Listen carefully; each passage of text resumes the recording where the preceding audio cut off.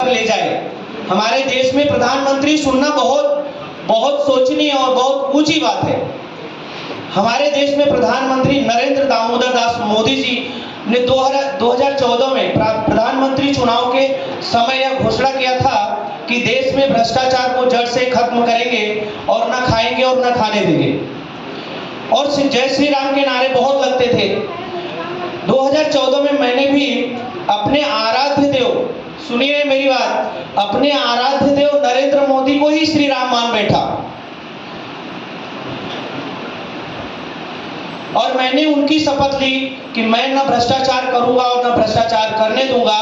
और माननीय वर्ष 2014 में से अब तक मैं भ्रष्टाचार के खिलाफ कई लड़ाइयां लड़ता रहा। यही कारण है कि मैं अब तक भ्रष्टाचारियों का शिकार बनता रहा हूं।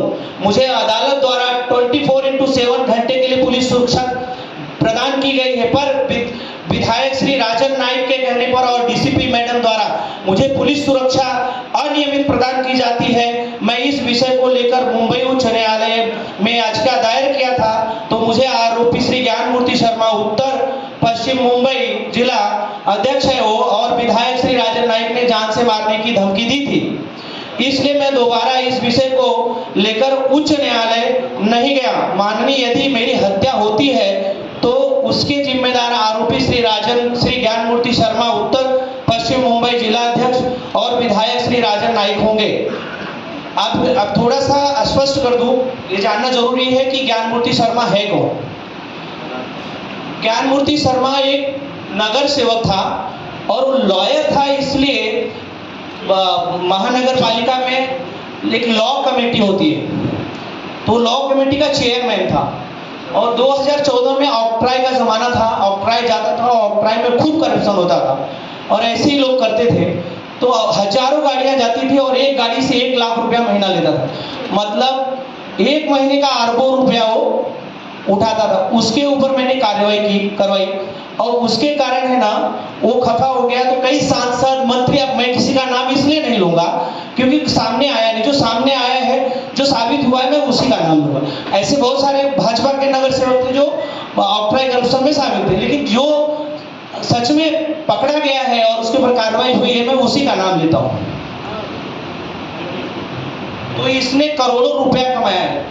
अगर एक दुकान में, एक उदाहरण के लिए बोलता हूं कि आपके अगर यहाँ ये जैसे ये हॉल है, इस हॉल में समझो ये बंटी यहाँ अगर रोज का 10,000 रुपया कमा रहा है और कोई पड़ोसी आसपास वाला ऑब्जेक्शन ले उस पर कि नहीं, यहाँ बहुत भीड़ भाड़ होती है, गाड़ियां आती हैं, नॉइस होता है, तो इसको हम बंद करवाते हैं। अब उसकी रोजी रोटी यही है, तो अंत में क्या करेगा कि यार मैं इसको ही निपटा डालता हूँ। ये 3 लाख की बात हो रही, 10,000 कमाया तो 30 दिन का दिन, जो अरबों कमा रहा है वो तो किसी को भी निपटा सकता है। तो इसलिए मैं अगर आज के बाद मेरी हत्या होती है तो इसका 2 ही आरोपी है, एक राजन नाइक और ज्ञानमूर्ति शर्मा। बता देना आपको तो सही, सब मैंने प्राप्त की, पढ़ तो लेने दो, पहले पढ़ने ले दो ना।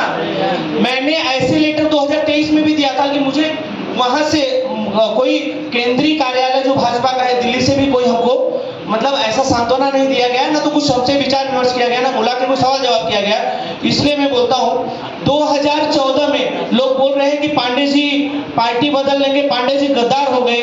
2014 में पार्टी के साथ कौन गद्दारी किया सभी को पता है, आप पत्रकारों को भी पता है, आप लोग बता देना। 2019 में पार्टी के साथ कौन गद्दारी किया था ये बात भी आप सबको पता है, आप ही लोग बता देना। 2024 में जनता के साथ गद्दारी किसने किया आप सबको पता है, बता देना। रोड बनेगा टैंकर नहीं हो, रोड बनेगा टैंकर नहीं रहेगा, हर घर नल रहेगा और जिसके ऊपर पानी नहीं जाता मोटर हम लगा देंगे, ठीक है। 2025 में कार्यकर्ताओं के साथ कौन गद्दारी किया ये भी आप सब जान रहे हैं। अब 2025-26 है तो 26 भी ले लो, क्योंकि 26 में चुनाव है। 2026 में महाराष्ट्र महानगर पालिका चुनाव में देशभक्त कार्यकर्ता हो, मैंने लिखा है कि जो देशभक्त कार्यकर्ता होगा वह मेरे जैसा हलफनामा किस चीज का, कोई भी अगर जाता है नगर सेवकी के लिए फॉर्म आता है, फॉर्म 26, उसके साथ एक हलफनामा देता है कि हमारी बीवी बच्चे ये प्रॉपर्टी, सब सारी डिटेल्स देते हैं। उसके अलावा मैंने एक हलफनामा दिया है क्योंकि हमारे चुनाव आयोग वाले दिल्ली में बोलते थे कि कोई झूठ बोल रहा है, सच बोल रहा है, मुझे लेटर नहीं चाहिए, मुझे हलफनामा बना के दो। तो इसलिए मैंने हलफनामा बना के दिया और ये मैं केंद्रीय कार्यालय भेज दिया हूँ कि अगर कोई निष्ठावान कार्यकर्ता है भारतीय जनता पार्टी का, सच में देशभक्त है, तो लिख के दे देवे कि जितनी भी योजनाएं, चाहे वो राज्य सरकार की आती हो या केंद्र सरकार की हो या महानगर पालिका से संबंध, 1 रुपए का अगर भ्रष्टाचार करता हूं तो ये मेरा त्याग पत्र है, तभी उसको वोट देना। और ये सब आपको पीडीएफ में मिल जाए और ये मैंने भेज दिया है। ये सब जांच, ऐसा नहीं कि मैं बोल रहा हूँ हवा हवाई यहाँ हॉस्पिटल बन सकता है, ब्रिज बन सकता है, लेकिन मैं, मेरी जुबानों सही है। मैं बोलता हूँ आदमी, आप सिर्फ कार में चलते हो, 10 बॉडीगार्ड लेके चलते हो, क्योंकि अभी आप पे लोगों की नजर ज्यादा है, कलेक्शन ज्यादा हो गया है। हमारे पास कलेक्शन नहीं है। आप 40 से 41 बिल्डिंग तोड़वा दिए, बोले माननीय न्यायालय का अपमान हम कैसे कर सकते हैं।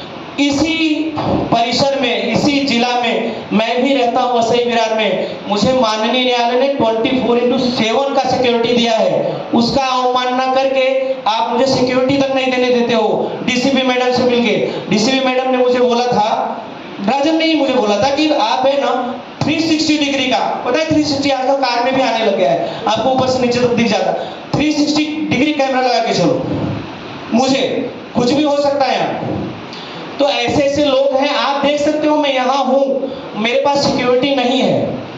अगर कोई मुजरिम कोर्ट में जाता है, अगर उसको पुलिस वाला बोलता है कि हिरासत में चाहिए, पूछताछ बाकी है, तो कोर्ट दे देता है। अगर 4 दिन का, 5 दिन का जो भी रिमांड देता है, तो क्या करता है फिर वो मुजरिम को छोड़ देता है, पकड़ता है, जी जान से पकड़ता है, गाड़ी में बिठाता है, लॉकअप में लाके डालता है, लॉकअप बंद होने पे ताला मारने के बावजूद बैठा रहता है।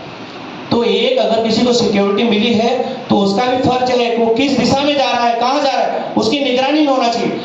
मुझे पुलिस प्रोटेक्शन मिलते हुए भी मेरे ऊपर जानलेवा हमला हुआ था और ये लोगों ने ही करवाया था, और यहाँ ने यूपी में करवाया था।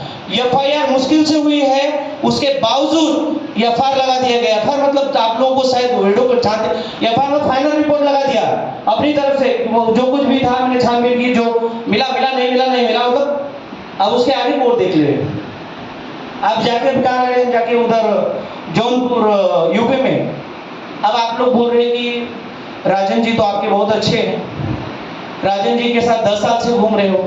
जी हाँ, मैं मात्र एक सिक्योरिटी गार्ड जैसा उनके पास था, क्योंकि भ्रष्टाचार से मुझे बहुत सख्त नफरत है। और आज जितनी संपत्ति उनके पास है, मैं बोलता हूँ, अभी मैंने न्यूज में देखा कि कोई बैंक है, उसमें कुछ घोटाला हुआ है, तो 11 जगह ईडी लगा दी गई है। 11 जगह ईडी का मतलब 11 टीम गई है। मैं बोलता हूँ एक टीम इधर राजन जी क्या भी भेज दो, यहाँ भी भेजना चाहिए। अब आप बोलोगे ऐसा क्यों बोल रहे हो, 1 साल से वो आए हैं, जितनी बड़ी बड़ी माताएं बहनें। यहाँ एक हमारे मित्र सचिन दीक्षित हैं, सचिन दीक्षित है क्या, सचिन दीक्षित, पत्रकार सचिन दीक्षित,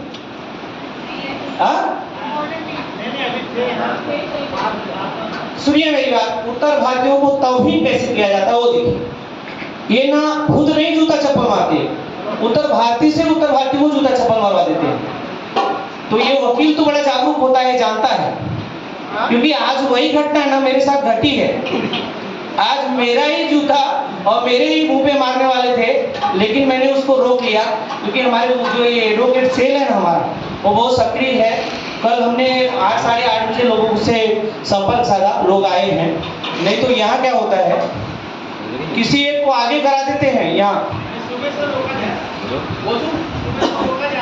बोलू की संजय पांडे का बोलू, उनका भी बोलू ना। एक यहाँ संजय पांडे रहते हैं, उनको जिला में भी पोस्ट है या फिर प्रदेश में पोस्ट है, बड़े पदाधिकारी हैं। लेकिन आप भाई साहब आए, खुल के बोला, उन्होंने अपना विचार रखा, बहुत अच्छा लगा मुझे। सचिन आए क्या, सचिन आए क्या, सचिन को बुलाओ जरा, वो थे, वो आई विटनेस है, इसलिए वो बोलना जरूरी है।